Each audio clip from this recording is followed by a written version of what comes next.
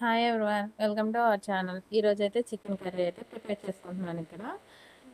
ఎవరైతే నా channel first time చూస్తున్నారో లైక్ చేయండి, షేర్ చేయండి, అలాగే సబ్స్క్రైబ్ అయితే తప్పకుండా చేసుకోండి. ఇక్కడ ఆయిల్ వేసుకొని దాంట్లో అయితే చెక్క లవంగా అయితే వేసుకున్నాను. కొంచెం హీట్ ఎక్కినాకైతే ఆనియన్స్ కూడా వేసుకున్నాను. ఆనియన్ ఫ్రై అవుతున్నప్పుడు మిర్చి అనేది యాడ్ చేసుకుంటున్నాను. ఈ ఆనియన్స్ అనేది ఫ్రై అయ్యేలోపు అల్లం వెల్లుల్లి పేస్ట్ కూడా ప్రిపేర్ చేసుకున్నాను ఇక్కడ. అప్పటికప్పుడు అల్లం వెల్లుల్లి పేస్ట్ ప్రిపేర్ చేసుకొని వేసుకుంటే కర్రీ అనేది చాలా టేస్టీగా వస్తుంది. ఇక్కడైతే 1 స్పూన్ అయితే వేసుకుంటున్నాను అల్లం వెల్లుల్లి వేసిన తర్వాత అయితే పచ్చివాసన పోయేంత వరకు అయితే ఫ్రై చేసుకోవాలి. నా ఛానల్ని అయితే చూస్తున్నారు కానీ సబ్స్క్రైబ్ అయితే చేయట్లేదు, అలాగే లైక్ కూడా చేయట్లేదు. మీరు లైక్ చేయడం వల్ల మన ఛానల్ అనేది గ్రో అవుతుంది. అలాగే నోటిఫికేషన్ కూడా ఆన్ చేసి పెట్టుకోండి, మన వీడియోస్ అనేది డైలీ వస్తాయి మీకు.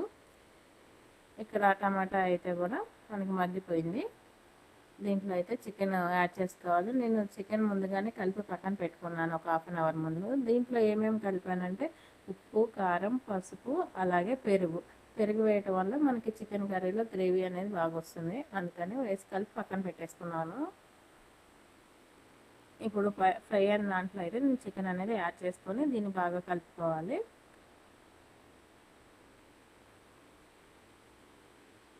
ఇలా కలుపుకొని ఒక 10 నిమిషాల పాటు అయితే మూత పెట్టుకొని ఉడికించుకోవాలి.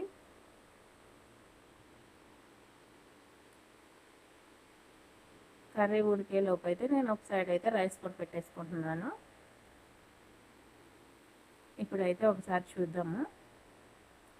ఇక్కడ చికెన్లో వాటర్ అంతా సపరేట్ అయింది. మనకి వాటర్ అనేది ఏమి యాడ్ చేయలేదు, చికెన్లో ఉన్న వాటరే సపరేట్ అయింది. ఇప్పుడు ఈ టైంలో ఎవరైనా వాటర్ కావాలంటే వేసుకోవచ్చు.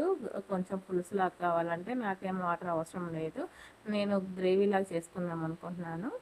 ఇప్పుడు గరం మసాలా వేస్తున్నాను, అలాగే చికెన్ మసాలా యాడ్ చేసుకున్నాను.